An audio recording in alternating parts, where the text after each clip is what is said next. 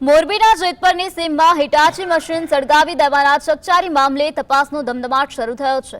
આ કેસમાં શંકાના આધારે મોરબી તાલુકા પોલીસ દ્વારા આંદોલનકારી નિલેશ એરવાડિયાને નિવેદન નોંધાવવા માટે બોલાવવામાં આવ્યા હતા, જેને પગલે આજે નિલેશ એરવાડિયા અને કાનજી અમૃતિયા સહિતના આગેવાનો મોટી સંખ્યામાં પોલીસ સ્ટેશને પહોંચ્યા હતા। પોલીસ સમક્ષ પોતાનું નિવેદન નોંધાવ્યા બાદ નિલેશ એરવાડિયાએ તંત્ર સામે તીખી પ્રતિક્રિયા આપી હતી।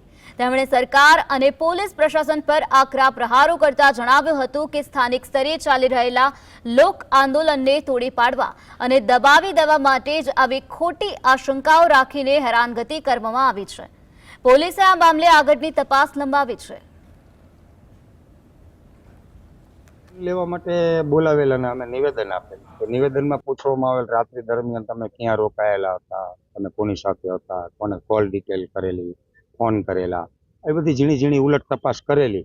તો ક્યાંક ને ક્યાંક ભારતીય જનતા પાર્ટીના નેતાઓ દ્વારા આ આંદોલનને ડેમેજ કરવા માટેના પ્રયાસ થઈ રહ્યા છે।